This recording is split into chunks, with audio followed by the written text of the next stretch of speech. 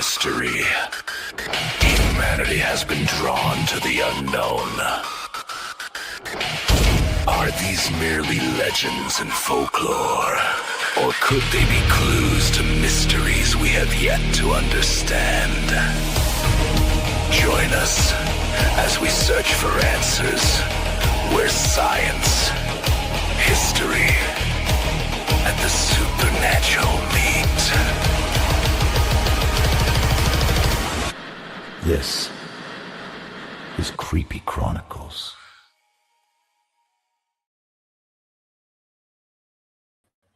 Hey, everybody, we're back. Hey. It's Lauren and Dan, the Radicals. Yes, And with Creepy Chronicles. The second episode. Yes. So we have a really wonderful guest tonight. His name is John Kozik. He is the owner, curator of the Salem Witch Board Museum in Salem, Massachusetts. And Baltimore. Oh, and Baltimore. That's right. And so we did a little thing on about John's obsession and everything with collecting and researching Ouija boards. It actually started when he inherited his grandmother's board in the late 1900s. 1990s. Excuse me. 1900s.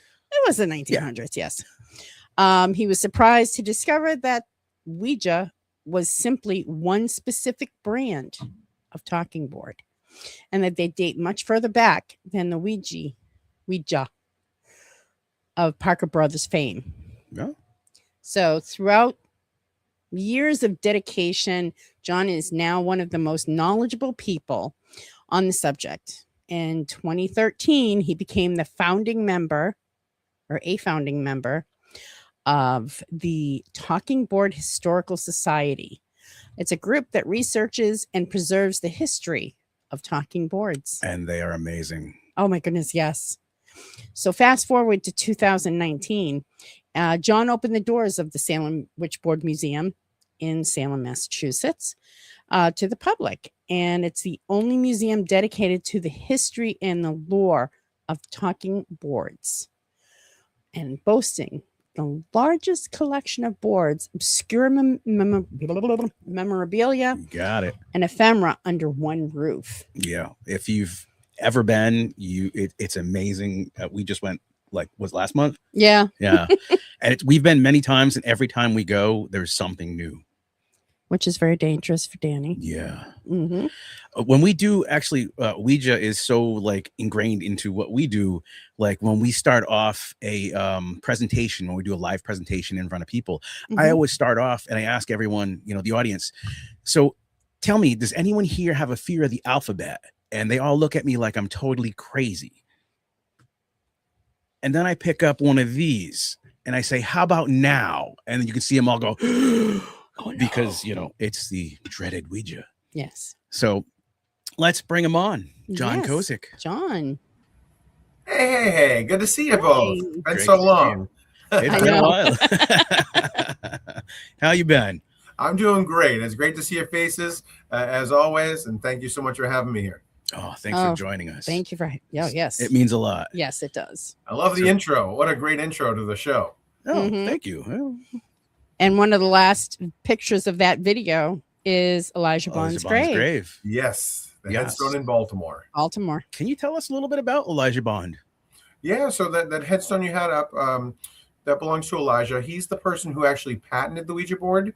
And sadly, he was buried without a headstone being put in for him.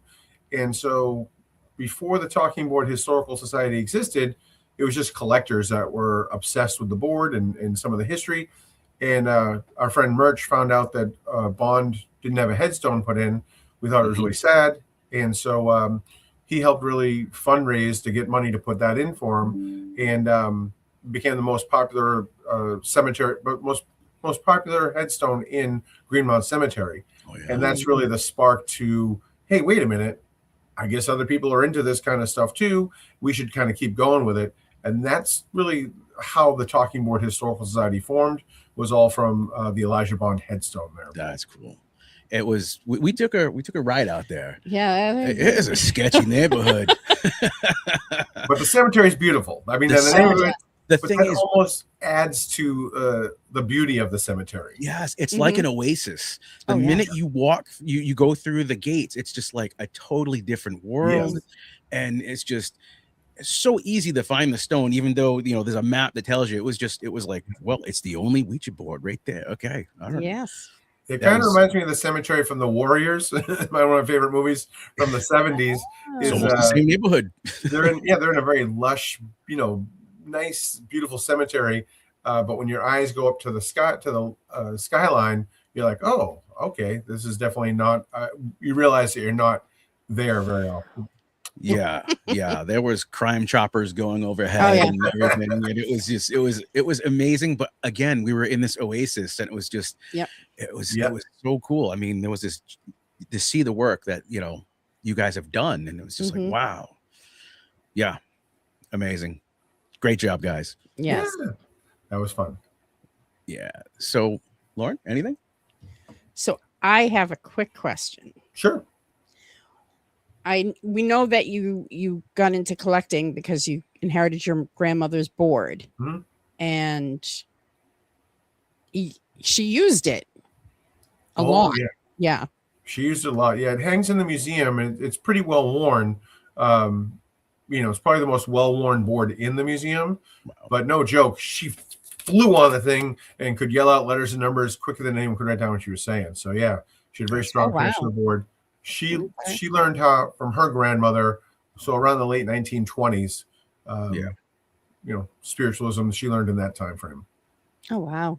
That's wild. Back when it was okay. Yeah. It wasn't as demonized as it is nowadays. Not at all. Exactly. Yeah. Yeah, so I don't know if I ever told you this, but like my mother used the Ouija when she was 12. It didn't work like it did for my grandmother. It was a little slower, but she used it when she was 12 with her girlfriend Linda and my grandmother, and the board accurately predicted both of their future husbands' names. Oh my God, that's wild. Lawrence and Dennis. Wow. Linda married Dennis like 12 or 15 years later. My mother, her second husband, 30 years later, she married Larry. So, That's wild. yeah, the Ouija board's definitely ingrained with my family's history. I guess so. Amazing. So, what can you tell us a little bit about the history of the talking boards? Because a lot of people there's like 5 different theories out there, or people, you see these things floating around, and we know you've got the info. Oh, yes. Oh yeah. I think most people, they're familiar with Parker Brothers, and so they might just tend to think that this is a game that came out through them. But no, it's really a little bit older than that. The Civil War, where everybody was affected by death from the war. Yeah. Everyone was trying to communicate with who they lost, and that's how this starts to evolve. And people might be familiar with the Fox sisters, who are these sisters just outside of Rochester in 1848. They make a claim that they're communicating with spirits. They hear knocking responses back to them. Well, through them, other people start making the same claim, and it evolves from asking spirits yes and no questions to wait for a knock or two, to eventually trying to count knocks to figure out what letter of the alphabet it might correspond with, to eventually an alphabet board where they can ask a spirit a question, and with their finger, they can just point to the alphabet and wait for a knock from the spirit, start spelling out messages. It's a very long conversation to do that. And so to speed it up a little bit quicker, they use an automatic writing planchette. So there's one behind me, but to most people, it looks like a planchette you would see with a Ouija today, but then it had a pencil at the front and wheels in the back. And it worked by somebody channeling a spirit through themselves, writing or drawing on a piece of paper, whatever came through. And so that comes from the spiritualist movement in Europe, where they're doing table tipping, seances, pendulum, tarot, and it comes to America, mid-1800s, cross paths with the alphabet board. So really no inventor. There's like these 2 separate spirit communication tools that are crossing paths, merging, and evolving. And so they're homemade for a number of years after that, until finally a guy named Charles Kennard in Baltimore, along with Elijah Bond there with the headstone, they produced the first commercially available talking board, and they just called it a witch board, a very generic name. A few months later, a woman named Helen Peters, she asked the board what it wanted to be called, and it spelled back Ouija. So Ouija becomes the first mass-produced board, and that's in 1890. Wow. Yeah, that's awesome. So I know a lot of people seem to think that Ouija, yes, no, kind of, and it's like it named itself. Mm-hmm. Yes. Yeah. So the Helen Peters story, where she asked it what it wanted to be called, is spelled back Ouija.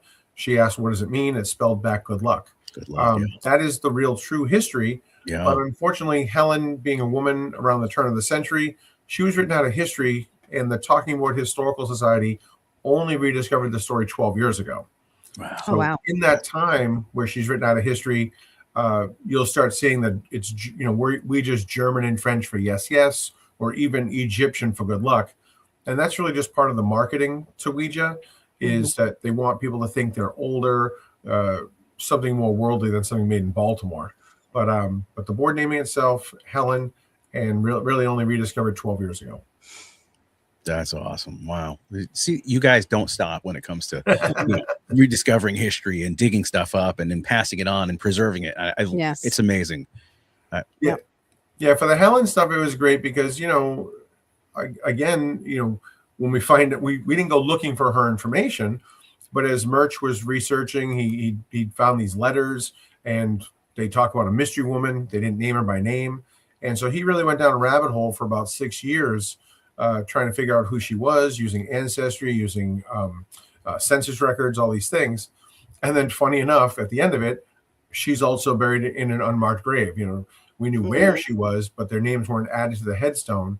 And so it was a no-brainer for the Talking Board Historical Society to raise money to put a headstone in for her. She's buried out in Denver, Colorado, with her husband, Ernest, and their names weren't added. So maybe in 2018. Oh, there's Murch right there. Yeah. Yeah. Can you tell us who Murch is? We know who he yes. is, but nobody else, our people don't. Who's Murch? He's the good-looking guy. So who is Bob? What is his history? Oh. What is his relation to you and everything that you guys do? So he really is the world expert when it comes to all things Ouija. He's been obsessed with these things for over 30 years at this point, and really it's been his life work, so to speak, to want to uncover as much history as he can about them. And he's my best friend. He's certainly a mentor to me. He's a guy that really inspired me, and fuels my passion for Ouija boards. It's very infectious being around him and the love that he has for these things. He's got an amazing collection. He's been able to lend things over the years, but he's really the guy that goes down the rabbit hole to uncover the stories. I'm the cheerleader on the side, and when he uncovers the stories and he figures it out, I'm like, yeah, we did it. But he's the guy right there. Seriously though, you guys are a great team. The whole Talking Board Historical Society is an amazing team, and Yeah, wow. we all bring something a little bit different to the table. There's 5 directors right now all across the United States, and people like Karen Dahlman. She uses the board, and she's really my go-to person when people have questions about using the board and concerns they might have. Rick Schreck, who is the vice president, he's down in New Jersey, and he's a tattoo artist that was just obsessed with Ouija boards, believing that they could open portals. And so he built the world's largest Ouija board, Ouijazilla, a couple years ago. Good. Calvin, another mutual friend of ours from Connecticut, great tattoo artist. He's a skeptic, but he wants to believe, of course. And so amazing collection, amazing talent as well. So I like that we all kind of have different backgrounds, and we all kind of come with the same passion. Ouijazilla. There it is. No, the thing is, this is I don't know if people understand this, but this is an aerial shot down from a drone. This thing was huge. It's massive. It was in the park in Salem. Yes. And the world's largest Ouija board. I mean, it was amazing. Yes. We actually took a trip to actually be able to see it, and it was pretty amazing. Yeah. I mean, there's a lot. It was only up in Salem on display for roughly 30 hours. It took Rick about 1.5 years to build this. So to give you a little scale, you kind of see a few people there around it, but it was 99 sheets of plywood, and each sheet was 4 feet by 8 feet, weighed 70 pounds, and that planchette is actually 15 feet across, 400 pounds. Yeah, so, you can actually get into the eye of the planchette and everything. It's amazing work. I mean, unbelievable. And I remember like this was like before COVID, and I remember people saying, "Oh, look what happened! They brought the Ouija board to Salem, and COVID happened." So sad. That day was such a magical day of people really just being enthusiastic about what had happened and seeing this thing, and there was really no negative comments or interactions at all in Salem. And I left thinking like, this is amazing. There's not a lot of people I knew that are like super into Ouija boards, and to see people, most people are afraid of them or whatever, and to see like such a great reaction. Yeah. And then a couple months later, COVID hits, and then the meme comes up, and it's people build stuff like this, and this is what causes COVID, and a big Cthulhu behind the board, a meme of that. And I was like, that's pretty funny that in person everyone loved it, but online, I guess that's the negative people. Yeah. We got there. We were doing an event that day, but we got there as they were starting to pull the. So we got to see real quickly. Karen was there, and Calvin. Yeah, Karen and Calvin, and they're, it was packing it up for the night kind of deal. And it was just, I mean, the picture doesn't do it justice. No, it doesn't. It was, and again, Salem. There we go. Yep. Awesome. And then, like you had mentioned, Calvin's a skeptic. I myself, skeptical, but I've played with it many times, and it's said things that, I asked it, I was a teenager. I was like, when am I going to die? I went right to the question, and it started to move, and everyone jumped back, and I was like, no, you guys stopped. I wanted to know. Oh, well. Actually, I did use a Ouija board inside when it wasn't the Witch Board Museum. It was like the Harry Potter thing in the background. Oh, yeah. I was with a friend of mine, and it was with John Zaffis, and we were using the board, and it started to spell my name, and then got stuck on the board, and then it just went off the board, and I said, okay, yeah, that's it, I'm done. Yeah, that was the original Salem Con. Yep, the original Salem Con. Yep. Yeah. So, I mean, we've used them here at the house a few times. Here but and there. Yeah. Nothing. We use them on investigations sometimes, depending on where we were and if the client was okay with it. So. Yeah, and like when we do investigations, we try to explain to people, it is spiritual communication. So it's the same as like an EVP, or it's the same kind of stuff. It's just a different medium, different form of using it. So there's no reason, if you're going to be afraid of this one, then you need to be afraid of them all. Yes, 100%. I agree. So, John, we do have a question. It says, are talking boards primarily a North American phenomenon? They are. It doesn't catch on in other countries like it does here. Probably by World War II, I would dare to say there's 50 to 75 different manufacturers in the United States making these boards. And if we went to Europe in the same time frame, I think we'd be lucky to find 3 manufacturers making boards. And I think part of the reason it's not popular in Europe is that's where the spiritual movement starts. Like I said, table tipping, seances, pendulum. So I think they kind of treat it as like the new kid on the block, and it doesn't catch on there. In the museum, I do have quite a few boards from other countries, including like Russia and Finland, UK, Spain, France, Italy. But a lot of the boards I have tend to be the 1970s or newer. And so for me, when I think about it, it more than likely is because of The Exorcist. That movie is the biggest movie to ever put a Ouija board in it, and everyone in the world saw it. So, after that movie, there might have been a manufacturer or two in Italy that said, hey, I guess we can try to do that too. Yes, Australia definitely has a Ouija board. I have one in the museum. They licensed it, when Parker Brothers had it in '66. They licensed it down to Dunlop. Yeah, I think it was Dunlop. And they advertised it by saying, from the makers of Monopoly comes Ouija. So that's how it was advertised in Australia. Oh, wow. Yeah. That's wild. Yeah, there's just so many boards in the museum that every time we go, I find something new. Yeah. Yeah. Right. I changed things through since I last saw you like a month ago. So I already changed it out, a couple more posters. I was able to get a 13 ghost poster, an exorcist poster with the Ouija board in the image. And so I just changed those things out yesterday, I think. So yeah, always moving stuff around. You have to. It's never the same experience every time we go. It's just never. Awesome. Never. So since we're on that topic, I know that, as we know, because we go there every time we're in Salem, you have a multitude of rare boards in the museum. Yep. Which board is the rarest, and which board is your all-time favorite?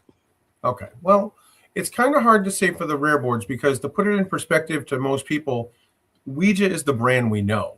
Right. Nobody knows the Mystic board, the Astral, they don't know these knockoff brands. So, they're pretty rare in that sense because they couldn't compete against Ouija, or when the war ended, people didn't really care about these so much. So in the first case, I have the 1890 board.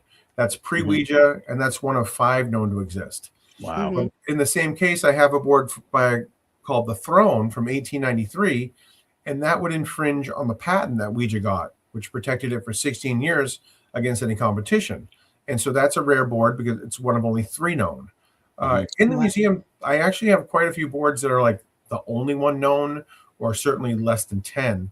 But if you walk through the museum with me and I started pointing out the numbers that I know, of these these boards that we've kind of kept track of for the last 25 years or so, after a while you'd be like, okay, John, I get it. This is all pretty rare in the museum. But there are a few one and only boards that I do have. But it's in perspective, because something from the 40s that's the only one known, is that really rarer than something from 1893 where there are 3 known, and that infringed on the patent, as opposed to sales. So they're all pretty rare. As far as my favorite board goes, it's a metal board I talk about called the Electric Mystifying Oracle. Oh yeah. And it's a beautiful, large, almost like Art Deco looking board. And the planchette that came with it was metal. It had a battery and a light bulb inside of it. And on the board are a few little bumps, so the planchette would pass over, and it would make the planchette light up. That's awesome. And so it's a rare board because they came out in 1933, which was the Great Depression, and they tried to sell it for $5, whereas a regular Ouija board was about $1.50. And so because it flopped, no one had that kind of money. They scrapped them for the war effort. And today, I think we're up to 9 boards and 5 planchettes to still exist. Really? Yeah. Great story about that is Murch. He actually got to meet Hubert Fold, who was the president of Ouija back in 1933, and he met him on his deathbed. He was on hospice care, and Murch went to go meet him, brought the mystifying oracle, the electric mystifying oracle, with him, handed it to him. Hubert was lying in bed. He took it, smiled, and handed the board right back. He was like, I never want to see that again. He hadn't seen the board in pretty close to 70 years, but he was reminded that he almost ruined the family business. And he said the failure was justified. He shouldn't have messed with the success of the Ouija. So even in 1933, they had 3 factories in Baltimore producing boards. So really, anytime uncertainty, people turn to these, not just, death. Wow. Yeah. That's amazing. Jeez. Well, we all know what Danny's favorite board is. My favorite board is right up there. Yes. The Mantic, the blue Mantic there. Oh, love that board. What can you tell us about the Mantic? Oh, so, that's made in 1974 in Glendale, California. And funny enough, it's made by a psychic research group out there. But one of those people involved with the group was Geraldine Saunders. And she was a person who in the 70s wrote a book called The Love Boats, which became the TV show The Love Boat. And she passed away a couple of years ago, but there's been a few estate sales in California, and some of those boards have popped up.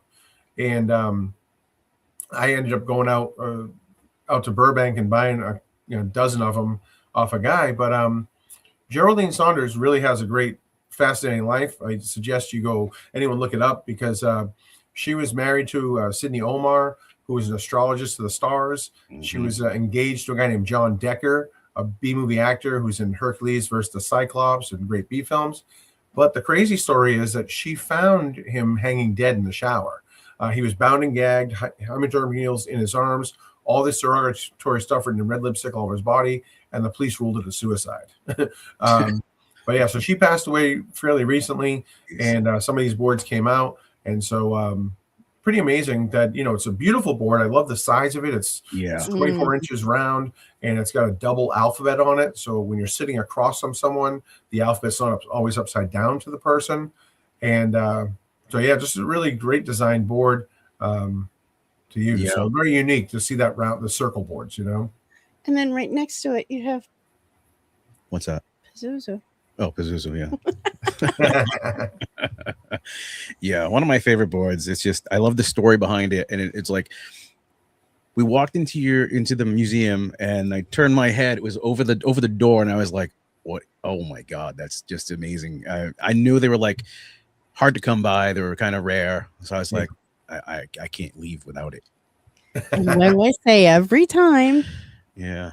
if it has to do with the museum or if it has to do with the Ouija boards, Get it. get it. No Yeah. questions.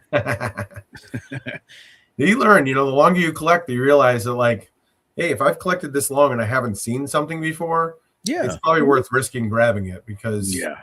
Without you a know, doubt. I've Yeah. missed out on things 15 plus years ago, and they've never come up for sale again. Yeah. And so it's kind of like, should I have bought it 15 years ago, maybe paid a little more than I would like to have, and just gotten it? And then now that money, it would even out, because Yeah. you know, if it came out for sale now, it probably would have be worth more paying for than it was back then. So When That's you how I see look it, at it. buy it. When you see it, buy it. Yes, See? exactly. Yeah. It's the same like when you go antiquing or whatever, and you Yeah. see something you're not sure about it, just grab get it. it. Just grab it. You're not overpaying, you're just buying it a little early. That's it. Yeah. Yeah. Damn. Have you ever been like spooked out using a Ouija board? Have you been like, you know, something just freaked you out and kind of scared you and like, oh shit? No, I can't say I have. I mean, to me, you know, it's like I said, it's a tool to have a conversation. Mhm. And so I don't kind of give it a power that I think a lot of There you people kind go. of give it. Yes. And you know, you mentioned John Zaffis earlier. He's really a guy that put it in perspective for me, because you know, I was at a convention with him, and someone asked him, but how do you know, he's got the haunted collector, takes items that people consider, you know, cursed or evil, negative. And someone asked him, like, well, yeah, how do you take these things and nothing happens to you? Mhm. And his answer was simple. I don't feed it negativity. I only show it love. Exactly. That's I don't view the Ouija board as an evil or negative thing. I think it's the intent people put behind it. So nothing has spooked me out. I can say that, you know, people come in to tell me Ouija stories. Mhm. And, you know, there's been a few stories that I've heard. I'm like, wow, that's pretty cool. I wish I was there for that one, or something like that. But as far as creeping me out, no, I can't say I have been. Yeah, intent is definitely the thing. Yep. We always say that.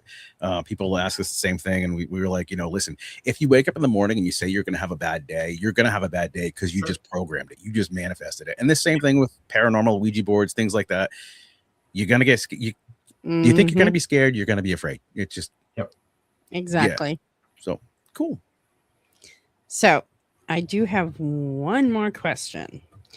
I know that you recently had friends of ours. Oh my goodness, Dave and Alora Oh yeah. were over there.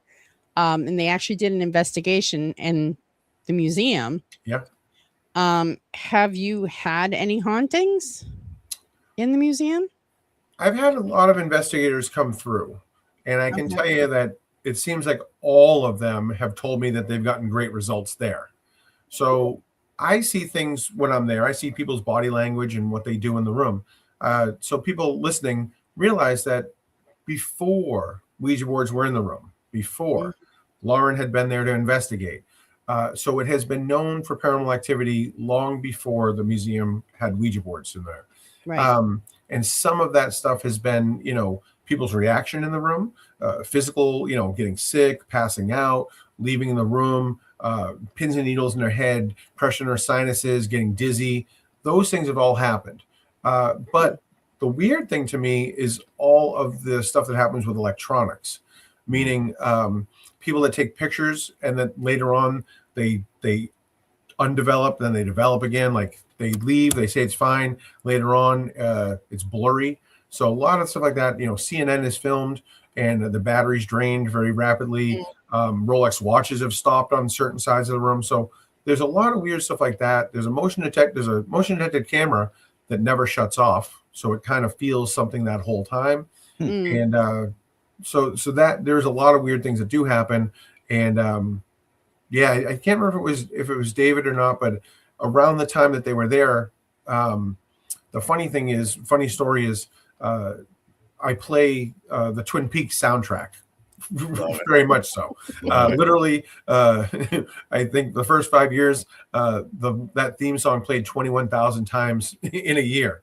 So it plays about, and now it's down to only about 200 times a day because I've added other songs. But one of the groups that came through, they did the EVP recordings. They sent me them back the next day, and they're like, "John, those are some of the clearest recordings we've ever gotten," and I can't believe it, And so they didn't tell me what any of them said. I listened to them, and I was like, "Well, that's pretty clear." So I wrote back and said, "I'm pretty sure I heard what they said, but why don't you tell me what you think they said?" And they wrote back, and it says, "Upgrade the music. Upgrade the music."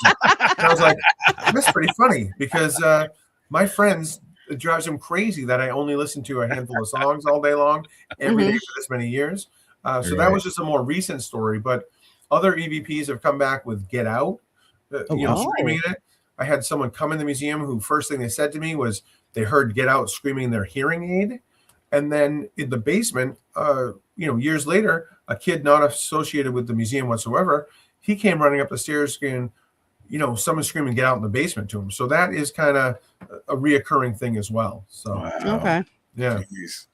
I got to say, this picture that's on there now is the most crystal gazers I've ever seen in my life. I mean, I actually got a crystal gazer from you, John, for Christmas for him. Well, then your money helped raise the money for the Helen Peters headstone, because the Talking Board Historical Society found this stash of new old stock boards out in Minnesota, and I bought 117 of them. And wow. And so the money we sold them, we tried to keep them cheap.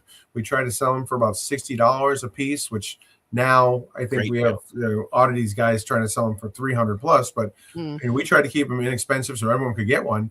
But the money raised went to put in the headstone towards that headstone for Helen. That's amazing. That's awesome. And that's the thing, like prices right now, like on eBay and various like antiques markets and stuff is crazy. I mean, what's the most you've ever seen a board go for? Well, the most I've ever seen on eBay, I think was around $6,500. Okay. And it was at the time, it was something I think we only knew of 2 of them. I think now we're up to 5, but at the time there was 2 known. And I think what happens is, some collectors have endless amounts of money, which is fine. But I think, like at the museum, I meet a lot of people who come in, they kind of see that back wall where there's, 50 different boards on the wall, and it inspires them. They want a collection. Yeah. And some people want an instant, they want that instant gratification, and they go out and just buy every single board. And then, you realize that, like, shoot, I don't have anything super rare and I won't own them all. And so some people, I think, lose interest, but I think that's where it starts is you're inspired by it, and you want to go out and try to have as many as you can. And you quickly realize that if you start with like a $50, $100 limit, then you're going to blow past that, within 50 boards, Yeah. And I always tell people, if you're looking for older boards, go to the museum in Salem, go to John's museum, because he has them, you've got them there, and they're reasonable priced, and it's going towards a good cause. So it's like, I mean, it's dangerous every time we go. I had a witch group from Australia come through recently, a week ago, 2 weeks ago, 17 witches, and they had told me they were coming to buy boards. One of them had bought a board for me in the past, and they want old wooden boards. And I said, well, I know this group. If you want the boards, you're going to some people are going to want to touch them. Some people want to know the history of them. Some people need to talk it out, what they believe and how well it would work for them. And so I opened up 2 hours early to kind of get them in and kind of start working with them about it. That's awesome. And it was great. I sold, I think, 12 or 15 boards that day. Oh, wow. And I made it was really great, but the whole wall was pretty much empty. And I felt I was sad. I'm like, that took me years to acquire. Finding an antique board it's not that easy. If you went to 100 flea markets, you might walk away with a Parker Brothers board. So to find antique wooden boards, from the turn of the century, it takes a long time. And I made them happy, but I was definitely a little sad that I'm like, geez, I don't have a lot of great stuff. Yeah. It's always great every time we go. So I had to go in the back room and pull out stuff back there. That's like, that's when we start talking it out. I'm like, well, hold on, I might have something in the back for you. Yeah. But I do buy a few different collections. I recently bought 2 collections because there's 1 or 2 boards I wanted that I didn't have, and it was just better for me to make an offer on everything, and then I can resell those boards in the museum. I can upgrade. I actually upgraded my Morton Converse 1920s board. I upgraded recently. So I do that as well. I try to get a better conditioned board if I've had it for a long time. I'm like, you can do better than that. So so that's how I'm able to get these other collections going to resell. Wow. Nice. Now, how many boards would you estimate you have in your collection? I used to think it was around 1,000 because I'm not a numbers guy, Danny. I'm just not a numbers guy, but I have bins. Like I buy new boards because it's part of the history, and someday it will be rare, but it's nothing that really interests me today. But now with the museum, I do kind of have to tell some of those kind of stories, and so I buy it, but I put it in a bin. I don't really think too much of it, and so I thought I had around 1,000. I have probably a little bit less than that, but like 900, roughly 900. Nice. Yeah. And, it could be, a tray that they sell at Target to. Right. Yes. Yeah. You never know.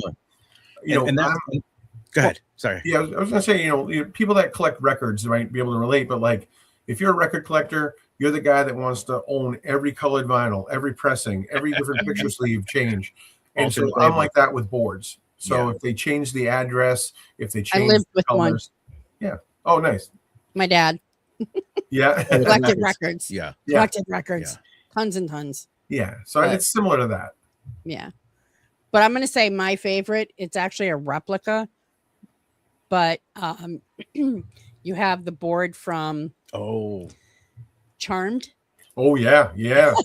Big, beautiful I was board. all excited about that. Yeah, it looks fantastic. It's got the prayer engraved into the back of it, and it looks like a nice big piece of wood, like the trunk of a tree. And the one I have, it's resin. It looks wood, but it's a really nice, completely like wood. Yeah, good prop made. Yeah, excellent prop. So that's my favorite. That's your favorite. Huh? That's cool. It's a really cool board. And with people that know, I mean, that Charmed influenced a lot of people. So many people watch that show, and to have something from that there, usually it surprises a lot of people. And they're like, wait, that's kind of the thing that got me interested in the occult or witchcraft or this or that. And so, yeah, I love that it makes people excited to see. Yeah. Awesome. Okay, Tracy. And another cool thing about the museum is it's not just boards. I mean, there's historical stuff there as well. I mean, like, give us an example of something that's in the museum that's not a board. Yeah, so I have quite a bit because your boards. I think people would get kind of bored with seeing the alphabet, on different boards for a long time. Right. So I like the ephemera. I like, I don't think people know, but in the 1920s, there was a dozen songs that were all written about the Ouija, and they weren't recorded. They were only put on sheet music. So they usually have these beautiful covers of a couple using the board with the lyrics inside. I like the magazine covers, like the Norman Rockwell, Saturday Evening Post, Popular Science from the 1920s, all with the Ouija on the cover. In the first case, I have a little saucer, like a teacup saucer. And I don't put really a note next to it. I wait for people to kind of ask me about it. But in 1886, that's when these boards are evolving and coming about, and they're all homemade.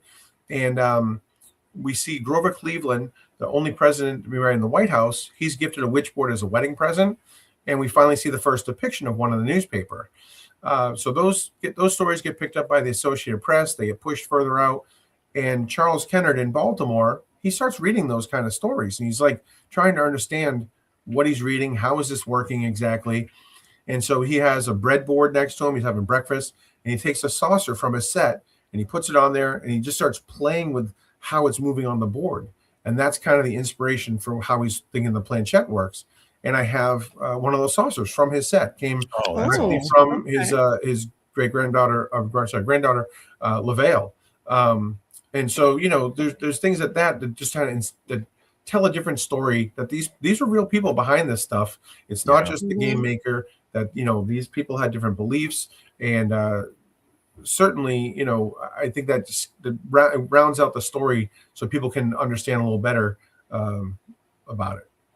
That's cool. And it's like we see here the Saturday Evening Post by Norman Rockwell. I mean, this was a time where like these two people alone in a room was like, oh my God, that was so risque, and touching knees, you know, and by using this Ouija board, this talking spirit board, you could do this. You get away with it. You could, you know, I mean, that was a hot, risky date. Oh, definitely. His legs are controlling her legs on the outside. And you see where his eyes are focused, you know? Yeah, exactly. pretty clear why he's into it, you know? Yeah, and this is, you know, pre-Exorcist, so it was, you know, I mean, everyone and their mother had one, you know? I mean, it was just one of those things. It really was, you know. Blatty, who wrote The Exorcist, you know, that movie was based on a true story. And hey, Raven, it's based on a true story. And so, you know, a lot of people think that what they see on the screen could happen to them. But most people are not aware that the Ouija board wasn't part of the original story that it was based on. So we met Blatty, the writer, at one point and asked him, like, well, why would you put a Ouija board in there? And his answer, number one, was, well, I was looking for what caused the possession. I thought it was a good way to explain how the kid got into mischief. But the Ouija board outsold Monopoly in 1967. Yeah. So 2 million Ouija boards were sold. So almost every house in America had a Ouija in it. And he thought, what is scarier than something in your house? So that is the reason why it's in The Exorcist. It's in every house. Sure. Yeah. I mean, well, I mean, I'm looking around our parlor right now, and they're everywhere. They're everywhere. We have boards everywhere. Walls and walls and walls. But we're going to open up the phone lines now. If anyone wants to call in and ask a question or tell their stories, it's 424-666-SICK. That's 7425. 424-666-SICK. Give us a call. Stay on the line, and we'll bring you in. Whatnot. We're going to keep going here. So, looks like Tracy asked a question.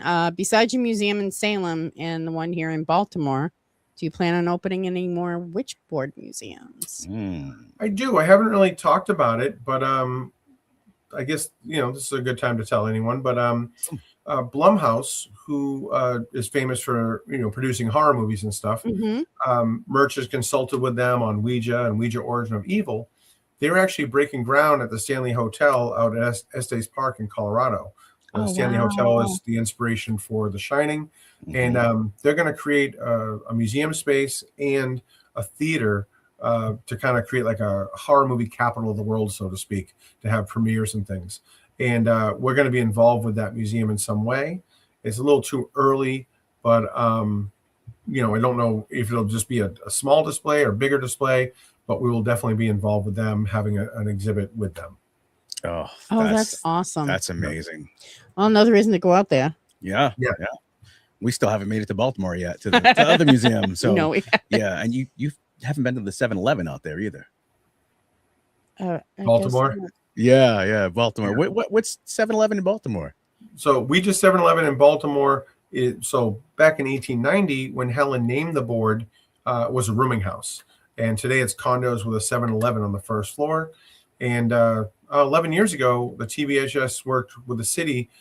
Worked with the mayor's office to celebrate the 125th anniversary of the Ouija. So we actually went to the condo association, asked them if we could have a plaque on the outside of the building.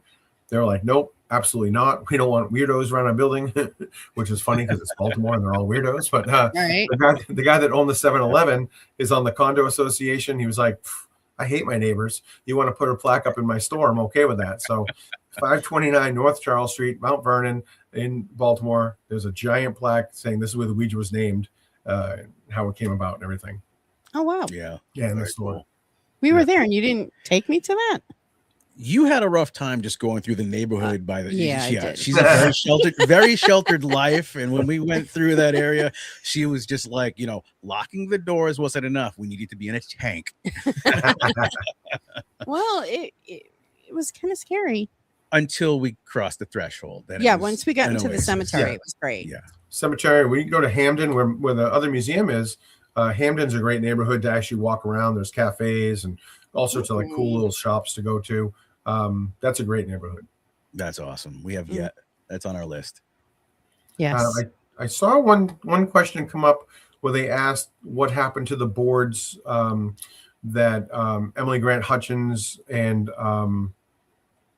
Pearl Coran used. Yes. So people might not realize this, but these are people that channeled a spirit through the talking board, and the spirit dictated a book back to them. Emily Grant Hutchins said she was communicating with Mark Twain, and the other one was Patience Worth. And funny enough, with the Patience Worth book, Patience dictated a book letter by letter. The scholars read it; they couldn't explain it. Pearl had dropped out of school; she was illiterate. It was written in Old English, so people, how could she have done that? Anyway, so I'm not sure where those boards are, but I can tell you that we're working on something with Emily Grant Hutchins down the road. Something that just came my way the other day, and now it's funny you mentioned that. So at some point we'll have something to announce, but something That's with awesome. Her hopefully sooner than later to be able to acknowledge her. That's cool. I know. We just got the 5 different books that were written from Patience. For Patience. Yeah. She was just like, what the hell? I was like, these weird. Yeah. They're out there. It's great that someone knows that story because it's not super well known, Yeah. Oh, looks like Raven's going to be stopping by this week. Excellent. Hey, Raven. Nice. Yeah, they always come by. They buy boards and check out stuff. Always bringing people through. I didn't realize that they have a radio show with you here, a podcast with you as well. Yes, they do. Great show. Yeah. So, do you have any boards in the museum that have caused you to have second thoughts about taking it in? Well, I think my answer is not going to be what people might think it is, but there's one board in the museum that I think the positive outweighs the negative, and so I do keep it in the museum. And the positive to the board would be, number one, it's really large. It's 24 by 36 inches. It's like a poster size board. It's from Finland, which again, very rare to find these in other countries. It's in the Finnish alphabet from Finland. And they created it specifically to try to speak to Satan. So, I do have boards that have been created to try to speak to their guardian angel, try to read other people's minds, speak to their past lives. So I like that they made it with an intent to try to speak specifically to Satan. Right. I like that part of the story. The negative, the part that makes me cringe, is the guy that produced it seems to be like a white supremacist guy.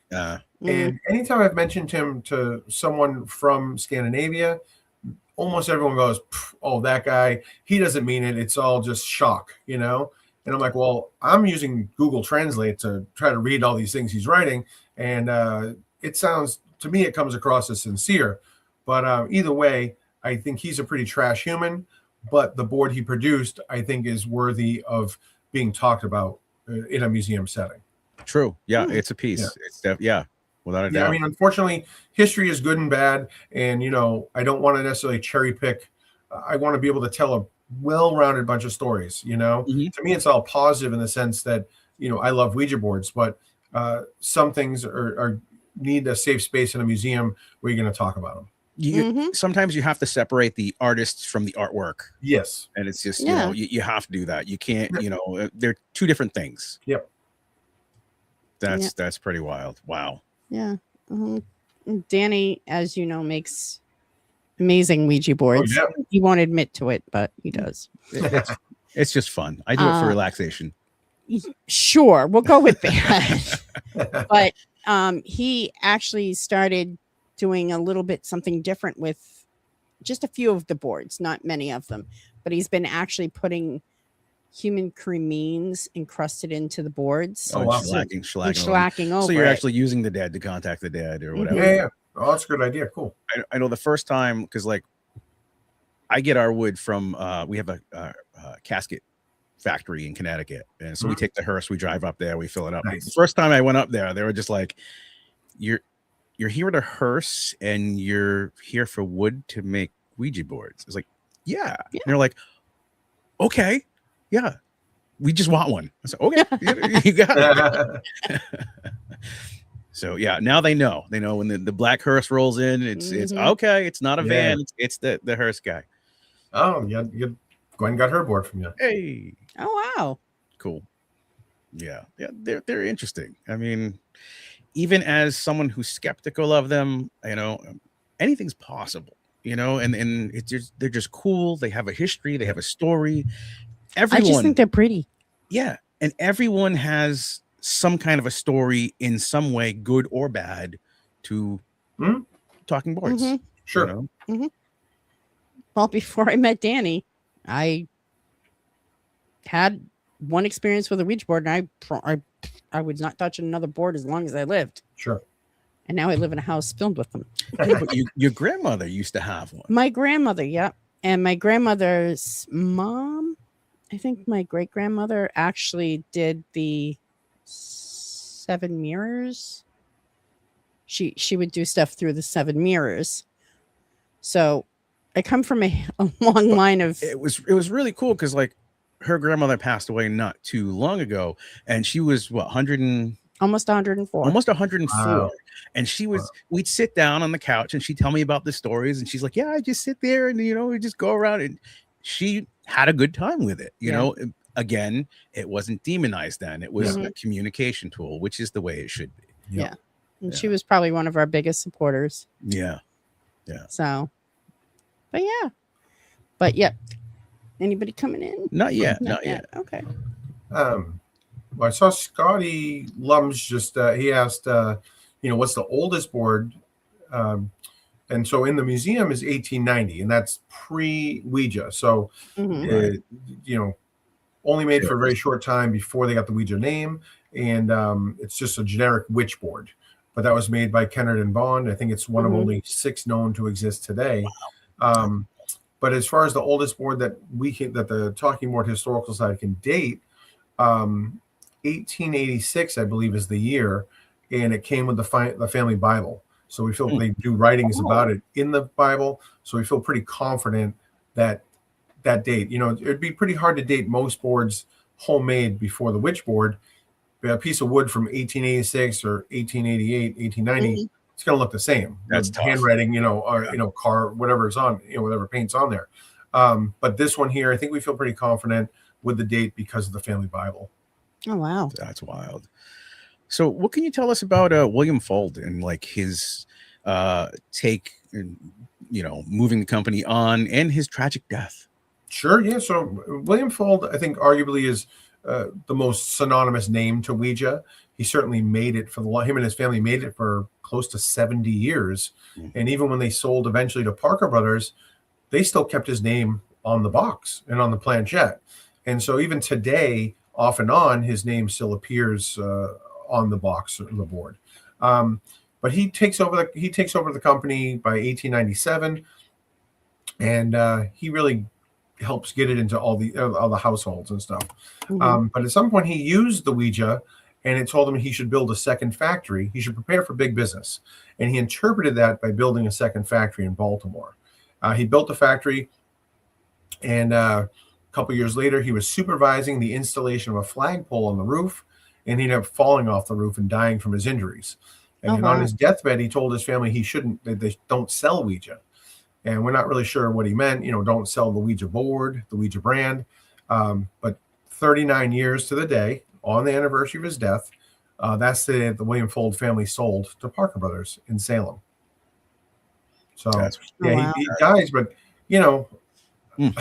again, people always like, oh, he deserved it or this. And I'm like, well, I don't think he deserved it. I mean, he made Ouija super popular, and I don't associate it to the Ouija board. The Ouija board told them to prepare big business. Like, they made a lot of money off of this, They did.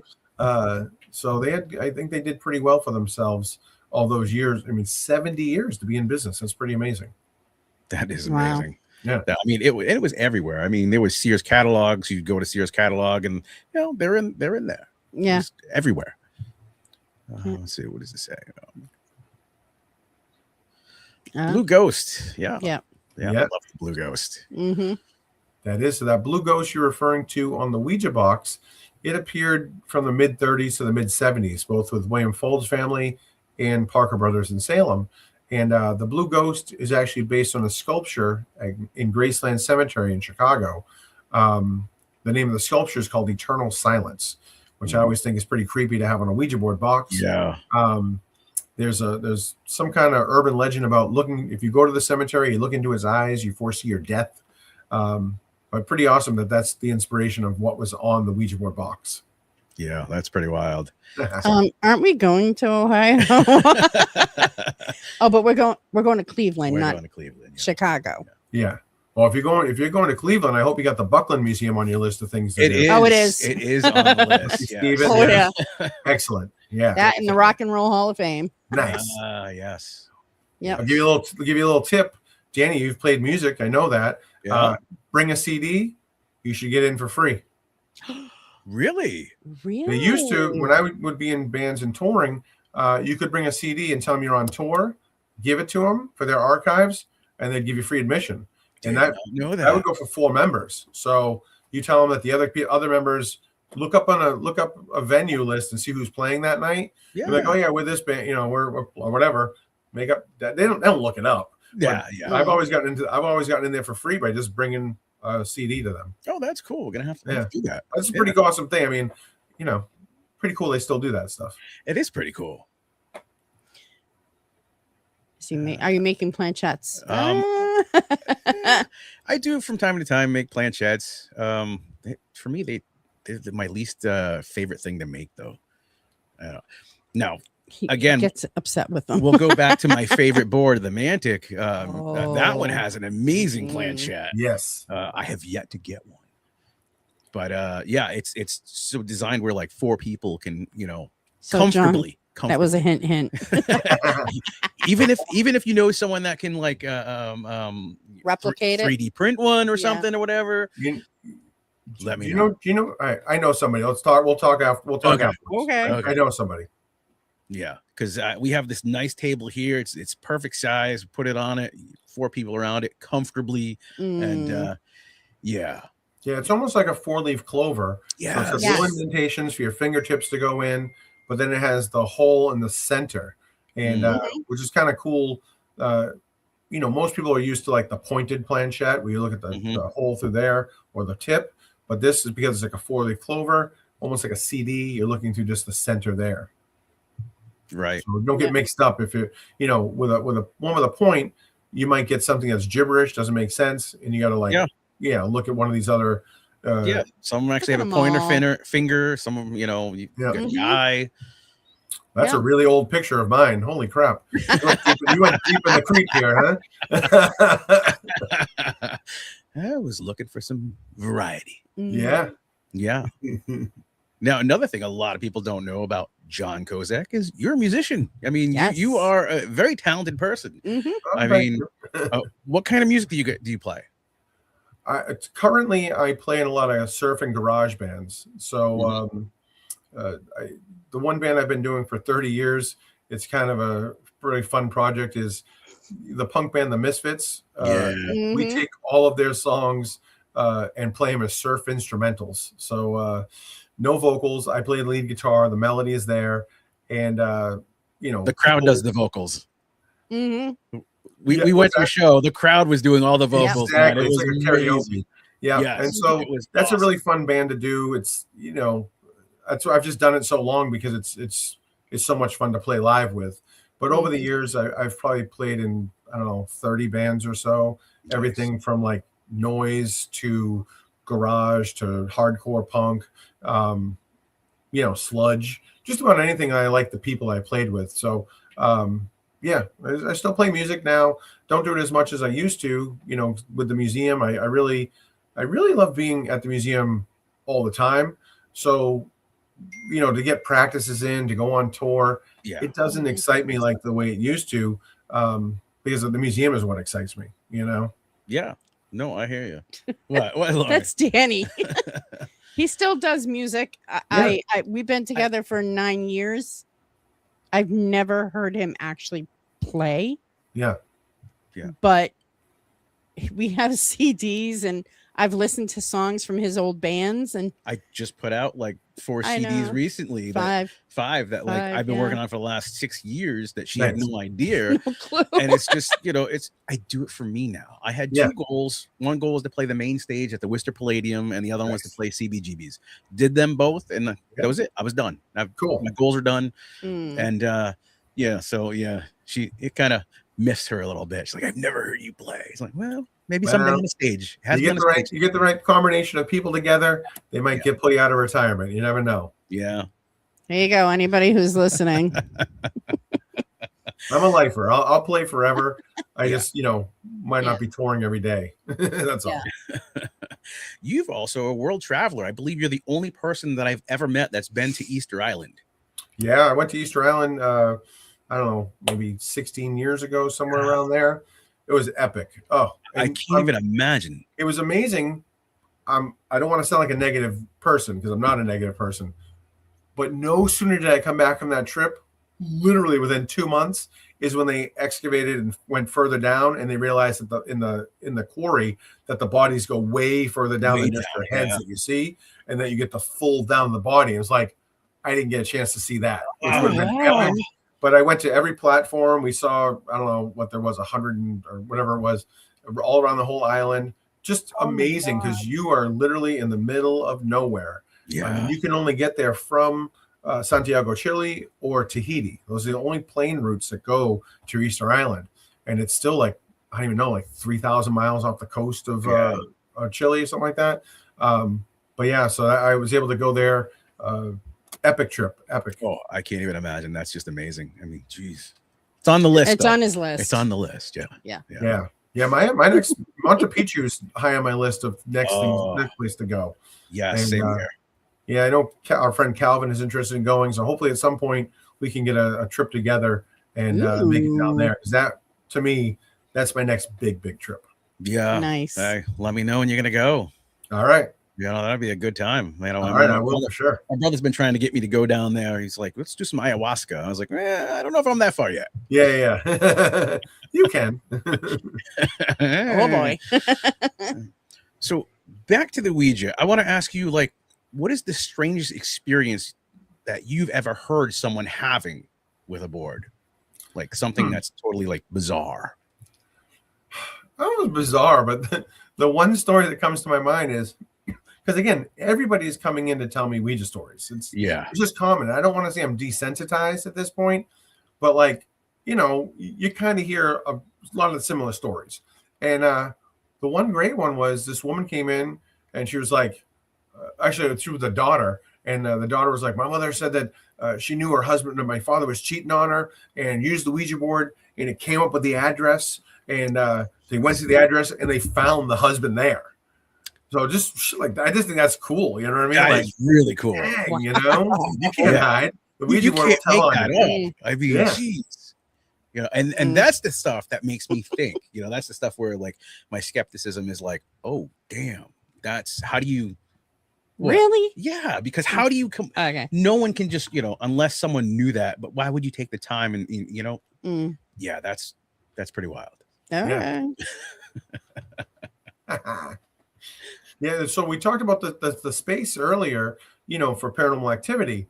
And the funny thing is pretty much two of the last times that people came in to use the Ouija were pretty similar stories, where it was like two girls, no one else was in the museum. They're being loud, taking pictures, joking around. They saw I have a Ouija out there for people to use. They pulled it out and they asked, is there a spirit in the room? And the board spelled back quiet. Like, oh shit. They packed it up, they put it away. And like 2 days later, two other girls came in, same scenario, pull out the Ouija board after being loud and joking around. Is there a spirit in the room? And it spelled back stop. They stopped. So pretty interesting. Those are the last two things that I've seen people use the Ouija in the museum. Yeah, it's Tell pretty me wild. Yeah. Okay, so I want to investigate. I want to do like what I do Oh, in the okay. museum. I think that would be wild. That'd be cool. Yeah, let me know when you're ready to do it. We can set it up. Yeah, she does some channeling stuff. Yeah. Yeah, all right. That would be different. Yeah. Okay. Grab a board and kind of see what comes out of it. And I've never done automatic writing, so that might be the place to give it a shot. All right. Yeah. There's so much energy in that place. Even yeah. Awesome. I think so. I think my positive energy outweighs anything negative in this space. Completely. Oh, completely. I'm always surprised when people are like, oh, I feel a heaviness and I got to leave the room. Or, I mean, I see it. I mean, no joke that the room kind of does like a little bit of an L shape. And if people see like the couch area, that is the side that is considered more active. But even like recently, I saw someone. I saw someone trying to take a step into that room. Their foot was in the air, and I saw their head get pushed back like someone was pushing them out. And they didn't go into space, but they didn't acknowledge it. And that's not until like later on when I start talking about some of the stories of things that happened in that room that the person, I said, I witnessed your body physically get pushed back, and they didn't even notice that it happened to them. They felt it. They realized it after the fact once I pointed it out, but they didn't realize it at the time. So that's stuff that does happen pretty regularly. Yeah. And that's like the area of the museum that I feel the most comfortable in. Yeah.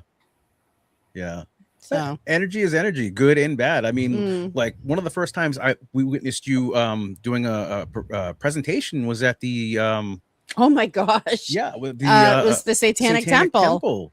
Right. That's where I met you guys. Talk about positive energy. Yeah. I mean, that place was it was so booming and it was awesome. I mean, yeah, that's when I met John for the first time. I met Calvin for the first time. Yeah, because you had I think Shrek was there too, wasn't he? Shrek, Birch was there. Yeah. Birch was there. March was there. Yeah, I got to meet y'all, so that was a pretty cool moment. Yeah, that was 2017, I think it was. Sounds maybe 2018, somewhere around there. And we did the exhibit because we were trying to raise money for the Helen headstone, and I worked with this. It was before I had a museum. And so I worked with the Satanic Temple about doing an exhibit there, and curated a space for them, told the stories. And then I was not a public speaker at that time. And I thought, well, geez, John, you're the treasurer. You should really do your part to raise money. So I said, all right, well, maybe if I do a lecture with Calvin and we split it up, I don't have to worry about my stage fright or being nervous and that kind of thing as bad. And so Calvin and I split a presentation. And if you saw it, you remember I paused. I lost my place. I was like a deer in headlights. It was horrible. It forced me to do it, and then it's just kind of funny that this is what I do now, because back then I could never imagine of talking in front of two people, let alone. We speak about this a lot. We're like, John has really come into himself. We hear you doing your spiel in there and your talk, your history, and it's like, look at him go, man. Yeah, you saw the beginning, and that's amazing. Yeah, but we love actually when you're talking with people who are just in the store, in the museum and stuff, and the way you talk about the boards and you get into it and their reactions, and reactions to your energy, that's the priceless thing when you watch their faces and they're like, because I mean, you just think a Ouija board, but then they're starting to get into history. They're starting to get these legends. They're starting to get all these kinds of information. You can see the lights and the wheels moving inside their heads. And it's like, we can see you having fun with it. Oh, yeah. And you're just like, playing along and having a blast. And it's like, I know that feeling. That's so great. I'm so glad for you, man. So happy for you. Yeah. Thank you. I could never have expected this to be my life at this point. This is all I do. I only have the museums. I don't work a regular day job anymore. It is just talking about Ouija boards all day. And it starts from that presentation at the Satanic Temple and really showing me that it wasn't just me and a few weird people into this stuff, that there are other people interested in this history. The whole world. Yeah, exactly. 100%. The Satanic Temple, it was supposed to be a month-long presentation, month-long exhibit. And at the end of the month, they said, "Can we keep it up a little longer?" Yeah. Another month, "Can we keep it up a little longer?" It ended Yeah. up staying up for 3 months, and wow. That's yeah, wild. so it was pretty amazing. It got a great reception there. Mm. Yeah. You actually have one of the posters Oh, nice. on the one wall. of the limited prints. Yeah. One of Yeah. the prints. Yeah. Yeah, From Calvin that did night. that poster, Yeah. and I don't know if you ever Yeah. saw it or not, but Rick actually took the Norman Rockwell picture. Yes, we actually have one. Oh, you have one of those? Yes. Oh, dang, amazing. All right. Him, wait a minute. It's him. No, excuse me. Finish what you're saying about that. Maybe it's not that one. So Calvin did one with like the planchette and the Baphomet. Right. Yeah. And then Rick actually took the Norman Rockwell picture, Saturday Evening Post, and he did one with a witch and the devil. Go. Yeah, The devil. goat. Yes, we do have that. We do have that. Yep. Amazing. Oh yeah. Yeah. Yeah, so Rick did that. Yeah, that was again. It was an amazing time. Yeah. That was. You were like, what? I was a little concerned going into there, but Yeah, but I was like, listen, it's just don't listen to the name. It's just Yeah. once you go there, and she was just like, wow. yeah, it was pretty interesting to hear the history and see all the different boards, and actually have my own little weird story that happened with the board. Oh, from that show. Yes. So you had at that showing that you Exhibit. did, the exhibit, you had the actual board from Ouija Origins. Yep. I watched that movie here in this house with Danny. Like the night after. No, it was before that. Oh, was it before that? It was before that, and I ended up having a heart attack. Jeez. She doesn't do well with horror movies. No, We're not blaming the board for that though, right? No, we're blaming the movie. no. Again, now we get into the movies. Guesstimate how many movies are out there with Ouija. It's including TV shows and stuff, it's over 500. Yeah. Oh Yeah, wow. most are horror themed. You know, there's horror movies, but I think our total database with like Dennis the Menace and I Love Lucy and shows like that, we're over 500 at this point. Wow. Holy moly. And I know you used to do viewings.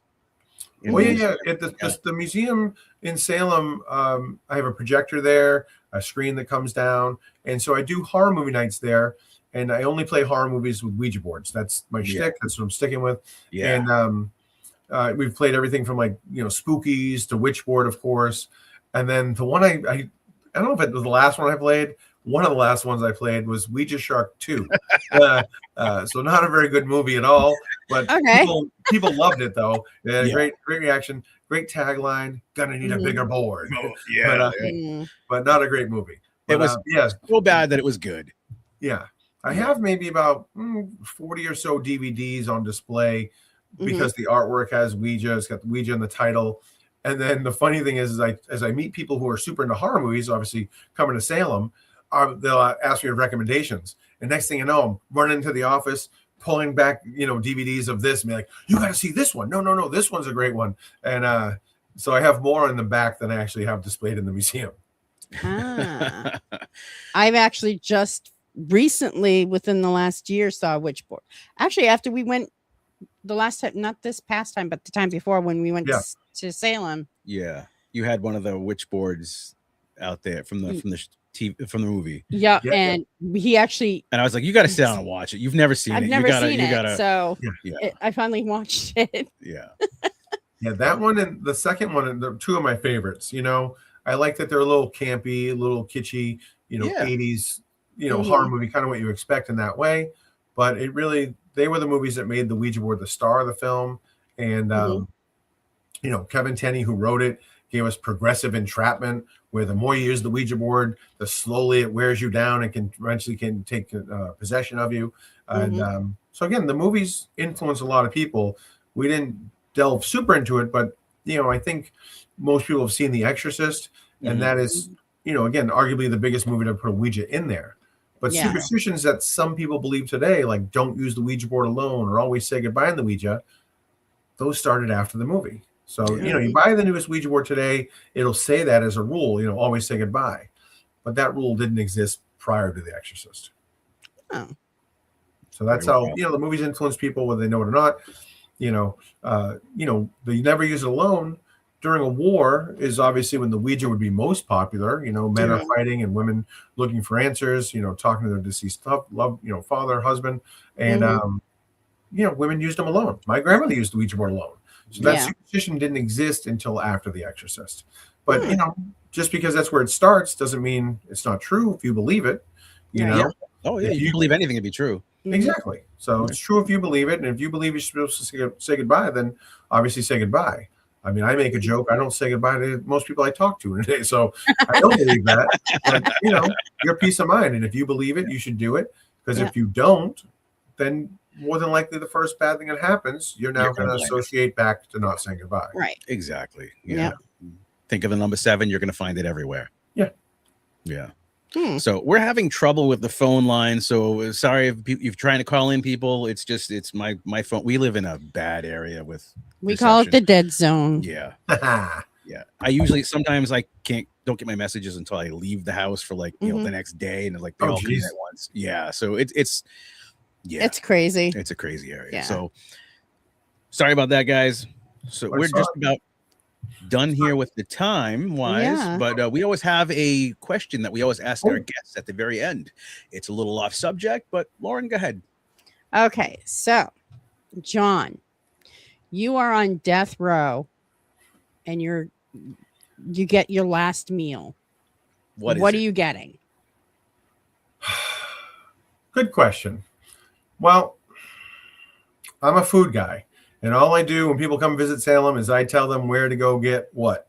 But if it's me, my last meal, I'm probably going to get fried scallops from Woodman's of Essex. That's where the fried clam was invented. And so the seafood is amazing.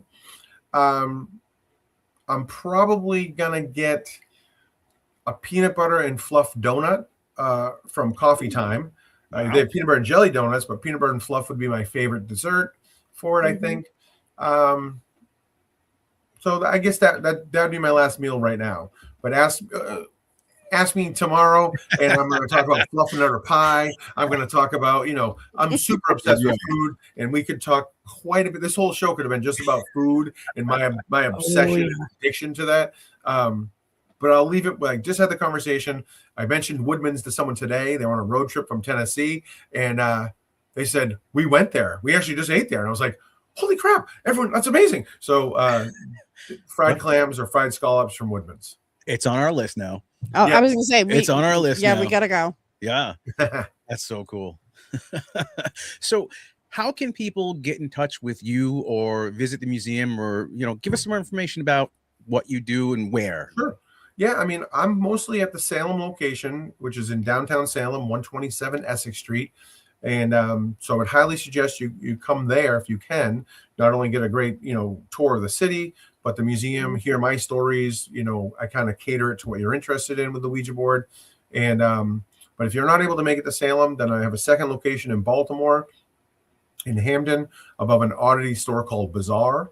They run it for me, so you see them, and I'll get you access upstairs to the museum.